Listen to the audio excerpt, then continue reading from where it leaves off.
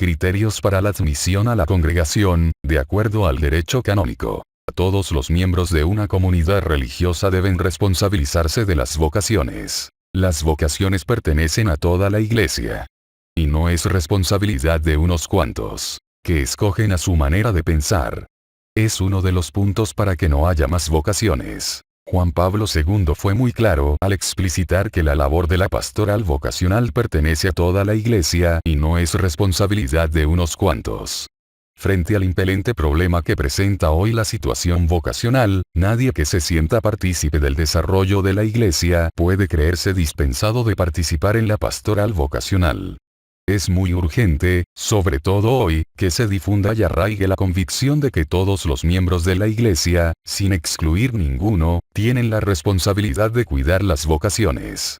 El Concilio Vaticano II ha sido muy explícito al afirmar que el deber de fomentar las vocaciones afecta a toda la comunidad cristiana, la cual ha de procurarlo, ante todo, con una vida plenamente cristiana. Los diversos integrantes y miembros de la Iglesia comprometidos en la pastoral vocacional harán tanto más eficaz su trabajo, cuanto más estimulen a la comunidad eclesial como tal, empezando por la parroquia, para que sientan que el problema de las vocaciones sacerdotales no puede ser encomendado en exclusiva a unos encargados, los sacerdotes en general, los sacerdotes del seminario en particular, pues, por tratarse de un problema vital que está en el corazón mismo de la Iglesia, debe hallarse en el centro del amor que todo cristiano tiene a la misma. Por lo tanto, todos los miembros de una comunidad religiosa deben responsabilizarse de las vocaciones.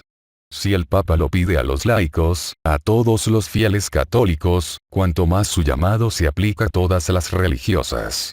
En ellas recae el peso, no gravoso pero sí difícil, de dar continuidad en la historia a la congregación religiosa. Cada una de ellas, sin dejar el puesto que la obediencia le ha asignado, puede convertirse en una promotora vocacional.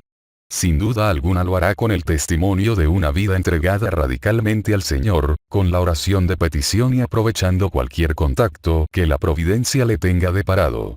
No podemos olvidar que las cosas no suceden al caso. Y que todo está diseñado para dar mayor gloria a Dios. Quien vive su vida con un gran sentido apostólico, verá en toda relación humana una posibilidad dada por Dios para ejercitar la pastoral vocacional. Muchas veces nos olvidamos que la mejor caridad que podemos dar a una persona es ayudarle a encontrar el sentido de su vida. La religiosa debe desarrollar la fantasía de la caridad, como lo pidió Juan Pablo II. Se trata de continuar una tradición de caridad que ya ha tenido muchísimas manifestaciones en los 2 milenios pasados, pero que hoy quizás requiere mayor creatividad. Es la hora de una nueva imaginación de la caridad, que promueva no tanto y no solo la eficacia de las ayudas prestadas, sino la capacidad de hacerse cercanos y solidarios con quien sufre, para que el gesto de ayuda sea sentido no como limosna humillante, sino como un compartir fraterno. Y no hay pobreza más grande que quien no conoce su destino en la vida, así como no hay caridad más grande que el dársela a conocer. Habiendo establecido el principio de que todas las religiosas son responsables de la pastoral vocacional, ejercida a través de lo que la imaginación apegada al carisma pueda sugerir, conviene tener presente cuáles son los criterios de admisión a la congregación. No sea que a mitad del camino nos demos cuenta que una candidata no tiene las cualidades necesarias para ingresar al noviciado. En nuestro breve estudio identificaremos cuáles son aquellos criterios de admisión establecidos por el derecho canónico, la congregación y la prudencia humana. Criterios del derecho canónico. Antes de proceder a enumerar y explicar los criterios que señala el derecho canónico en los cánones, que van del 641 al 645, conviene hacer una precipitación del por qué la Iglesia señala ciertos requisitos. La vida religiosa comporta unos deberes muy específicos. El fin primordial de la formación es permitir que los candidatos a la vida religiosa y los jóvenes profesos descubran en primer lugar, asimilen y profundicen después, en qué consiste la identidad del religioso. No es necesario que el candidato deba ya vivir los elementos de la identidad religiosa, especificados en el derecho canónico y concretizado en el carisma de la congregación. Se trata más bien que la candidata posea aquellas cualidades necesarias que posteriormente desarrollará para vivir con coherencia su vida religiosa. De ahí que el derecho canónico requiera de unas cualidades previas para la admisión. La candidata se presenta, o debe presentarse a la congregación en su momento de ingreso, como si fuese en blanco, es decir, sin derecho alguno, con la única presentación y el peso que significan la ausencia de impedimentos y la posesión de ciertas cualidades. De ahí el significado de la palabra candidata, persona propuesta o indicada para una dignidad o un cargo, aunque no lo solicite. Del latín cándido asare igual blanquear. Candidus igual blanco. Una vez hecha esta aclaración podemos señalar que el derecho canónico establece 4 requisitos para la validez de la admisión. Con vigilante cuidado, los superiores admitirán tan solo a aquellos que, además de la edad necesaria, tengan salud, carácter adecuado y cualidades suficientes de madurez para abrazar la vida propia del instituto. Se establecen por tanto los siguientes requisitos que explicaremos en este capítulo. Edad, salud, carácter adecuado y cualidades suficientes de madurez. Edad. El código establece en el canon 643.1.1 la edad mínima de 17 años para que una persona sea admitida válidamente al noviciado. Este mínimo de edad tiene por fin asegurar una cierta madurez necesaria para responsabilizarse de los deberes de la vida religiosa. Esta exigencia es universalmente requerida para cualquier trabajo o profesión, por lo que no debe extrañarnos el que la Iglesia también lo exija. Si bien el código no habla de una edad máxima, se sigue por derecho propio establecido en el canon 643.2, que lo pueda fijar. Y esto es esencial para la vida de los institutos religiosos, ya que estos no deben considerarse como asilos de ancianos o pensiones para personas inválidas. Muchos institutos religiosos ponen la edad máxima alrededor de los 40 años, pues aún la persona posee el suficiente vigor para hacer frente a los deberes del estado religioso. Salud. Si bien el código es escueto en las indicaciones que da, ya que habla solo de que tengan salud, bien se puede interpretar esta como salud física, psíquica, social y familiar, conceptos que después vendrán complementados al explicar la índole, o carácter, y la madurez. Bástenos decir que la congregación debe asegurarse que la candidata posea una salud física y psíquica que le permita afrontar los deberes de la vida religiosa. Para ello, dicha salud puede comprobarse mediante la ausencia de enfermedades físicas o psíquicas que le impidan llevar una vida en comunidad o ejercer el apostolado específico de la congregación. Poseer un tono de vida sano y alto. Poseer dicha buena salud en el momento de la admisión. Estas características de la salud física y psíquica, que son necesarias para la admisión, se desprenden del canon 689.2 que menciona lo siguiente. La enfermedad física o psíquica, aunque se haya contraído después de la profesión, si es de tal naturaleza que a juicio de los peritos hacia el miembro del que se trate en el uno no apto para vivir en el instituto, constituye causa para no admitirle a renovar la profesión o a emitir la profesión perpetua, a no ser que la enfermedad se hubiera contraído por negligencia del instituto o por el trabajo realizado en este. Se entiende la gravedad de este número, por el peso que puede contraer la congregación al tener que hacerse cargo de personas que física o psíquicamente sea un peso o un obstáculo para la vida comunitaria o el ejercicio de los apostolados específicos.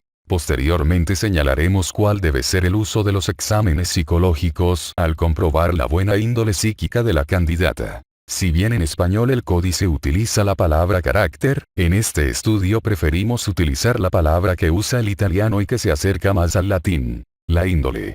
La índole es la simbiosis de carácter, temperamento y personalidad, en la cual están ya depositados los conceptos de organización, de integración dinámica y de diferenciación. La índole será uno de los puntos más importantes para determinar la admisión a la profesión perpetua de la candidata. Por lo tanto, quien realiza la pastoral vocacional, es decir, todas las religiosas de la congregación, siempre deberán tener en mente estos conceptos de carácter, temperamento y personalidad que conforman la índole de la persona. Para definir estos términos se necesitaría profundizar en las diversas disciplinas que estudian el ser y el comportamiento humano, desde la filosofía hasta la sociología. Sin embargo, por razones de brevedad, tomaremos como válidas las dictadas por el canonista Domingo Javier Andrés, CMF, que dice: el carácter es la singularidad individual de cada uno, estable y constante en el arco de su existencia, que le permite afrontar el exterior y recibir del mismo una huella tangible que lo diferencia y lo hace surgir de frente a los otros. Como temperamento, no es sino una propiedad representativa del carácter, la manifestación de éste en la conducta, sin perder su fundamento, ni ningún elemento constitutivo del individuo.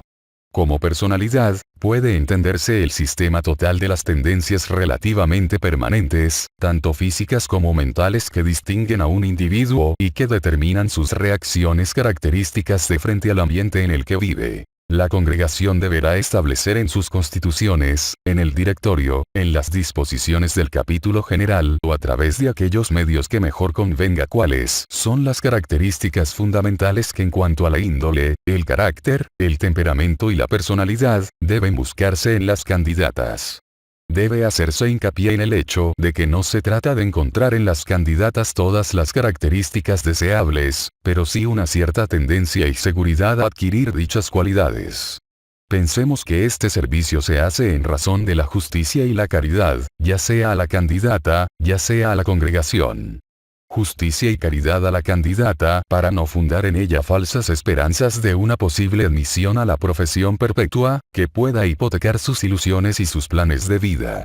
Justicia y caridad a la congregación, para asegurar el carisma originario a lo largo del tiempo. En la determinación de la índole, juega un papel preponderante la psicología, como el estudio científico del comportamiento y de la experiencia humana. Dicho estudio se centra sobre todo en los procesos del pensamiento, en la mente y en las relaciones con el comportamiento y las vivencias de la persona. La psicología es un auxiliar para determinar la índole de la candidata, pero no sustituye de ninguna manera el juicio de las formadoras y de la autoridad, a quienes les queda reservada la última palabra en este aspecto. No podemos olvidar que las pruebas que realiza la psicología las hace en un campo muy determinado y bajo ciertos supuestos que conforman sus teorías y sus hipótesis, cuando el códice pide comprobar la idoneidad en el campo práctico, en el campo de la convivencia. ¿Cómo puede, por ejemplo, una prueba de laboratorio determinar el comportamiento de una candidata frente a las diversas circunstancias que la rodean? La psicología ayudará, entre otras cosas, a identificar las motivaciones que llevan a la religiosa a buscar consagrarse en la vida consagrada. A conocer sus disposiciones y aptitudes para determinar señales o síntomas de alguna patología de orden psíquico. Siempre tomando en consideración que la psicología no debe proponer o producir modelos globales o omnicomprensivos, sino promover el conocimiento humilde que cada visión de la realidad, examinada por el investigador con su teoría de referencia, es siempre parcial, y que debe ser siempre completado por quien debe ser persona experta en los caminos que llevan a Dios, para poder ser así capaces de acompañar a otros en este recorrido. La madurez. Si bien son muchas las manifestaciones de la madurez de una persona, no consiste en dar un enlistado pormenorizado de aquellos aspectos que puedan conformarla. Bastará buscar algunos indicios que nos hablen de las notas más características que debe buscar una congregación religiosa en una candidata. No se trata por tanto de cualquier tipo de madurez, sino de una madurez humana, que sirva como receptáculo para adquirir la madurez religiosa que le permitirá afrontar los deberes de la vida religiosa y así alcanzar la santidad de vida a través de la vivencia del carisma específico. Para ilustrar dicha madurez hemos elegido un párrafo del decreto conciliar Optatam Totius, que si bien está dedicado a la formación de los seminaristas, por su rico contenido humano y espiritual, bien puede aplicarse a la vida religiosa femenina. Obsérvense exactamente las normas de la educación cristiana, y complétense convenientemente con los últimos hallazgos de la sana psicología y de la pedagogía. Por medio de una educación sabiamente ordenada, hay que cultivar también en los alumnos la necesaria madurez humana, la cual se comprueba, sobre todo, en cierta estabilidad de ánimo, en la facultad de tomar decisiones ponderadas y en el recto modo de juzgar sobre los acontecimientos y los hombres.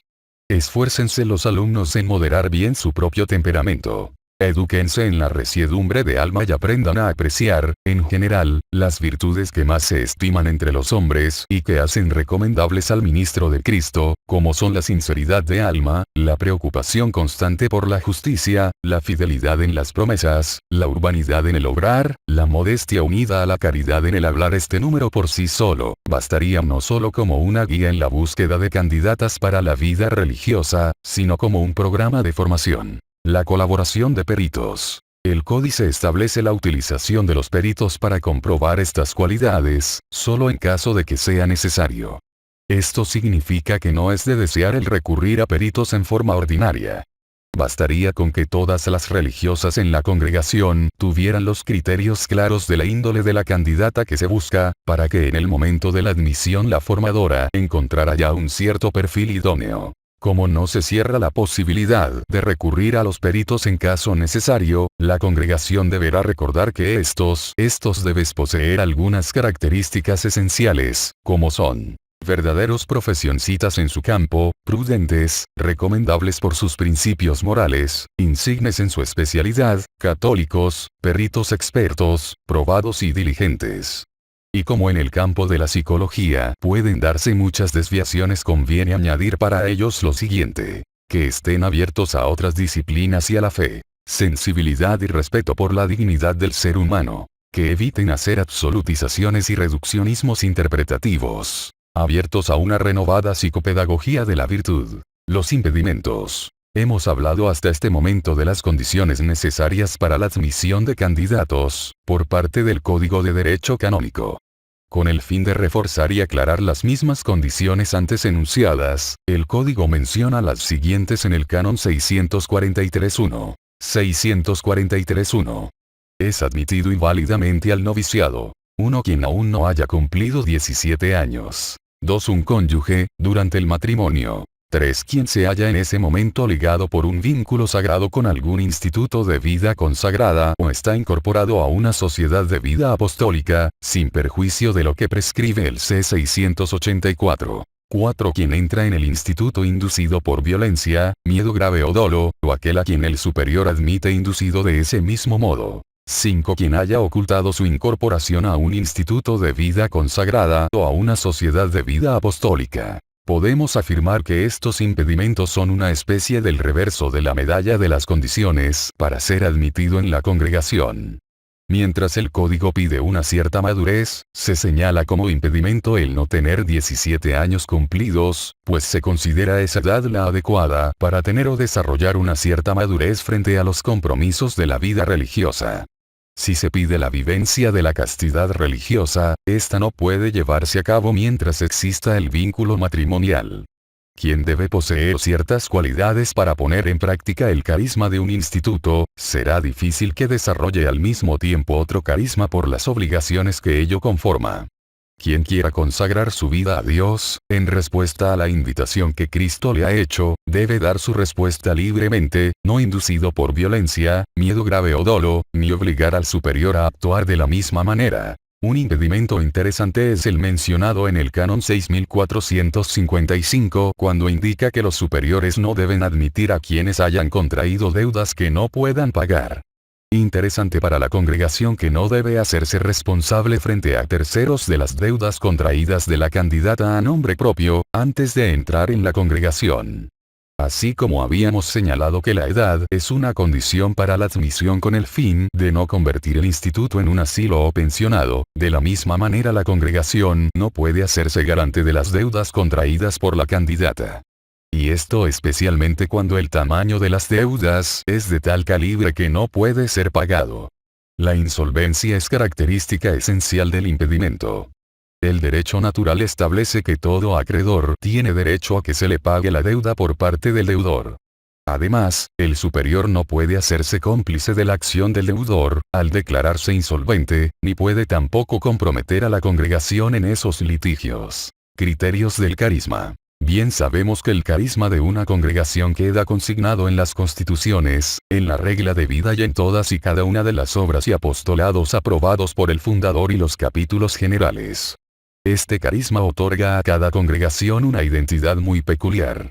Las superioras, entre otras muchas responsabilidades y funciones, deberán dar cuenta a Dios del mantenimiento y transmisión del carisma, tal y como fue concebido por el fundador, bajo la acción del Espíritu. Este carisma requiere ciertas condiciones humanas y espirituales para ser puesto en práctica.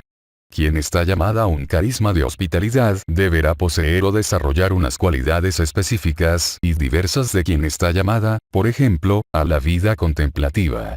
Si bien la vida religiosa es una sola y las cualidades generales que se piden para vivirla han quedado explicitadas en los cánones del código que brevemente hemos explicado, queda abierta la posibilidad a que el legislador de cada congregación establezca otros impedimentos para la validez de la admisión, o imponer otras condiciones. Canon 643-2. De esta manera, la congregación puede asegurarse desde el momento en que inicia el noviciado, que la candidata podrá tener o desarrollar aquellas cualidades o virtudes más específicamente características para vivir con plenitud el carisma. Esto es un deber de caridad y justicia para la congregación y para la candidata. Para la congregación, pues se asegura, o en parte se ponen todos los medios necesarios, para que la elección de las religiosas sea la más adecuada posible para que no se comprometa, por debilidad humana, la vivencia del carisma en el futuro. Y para la candidata, con el fin de no crearle falsas expectativas, asegurándole que podrá vivir un carisma para el cual no tiene o parece no tener las aptitudes y cualidades necesarias. Criterios de la prudencia humana. Por prudencia entendemos la virtud que dispone la razón práctica a discernir en toda circunstancia nuestro verdadero bien y a elegir los medios rectos para realizarlo. La prudencia es la que guía la aplicación práctica de los principios. Hemos dicho que todas las religiosas son las responsables de la pastoral vocacional. Por tanto, todas ellas deben tener claros los criterios de admisión a la congregación, tanto los mencionados por el derecho canónico, como aquellos específicos que la congregación quiera poner en pie, con el fin de ayudar a la candidata y a la misma congregación a vivir el carisma dejado por el fundador. Deberían, por tanto, en el momento de comenzar la labor del discernimiento vocacional, tener la suficiente prudencia humana para distinguir en la candidata todos aquellos aspectos que puedan aportar datos importantes para su admisión. La mirada deberá posarse sobre todo en la índole de la candidata.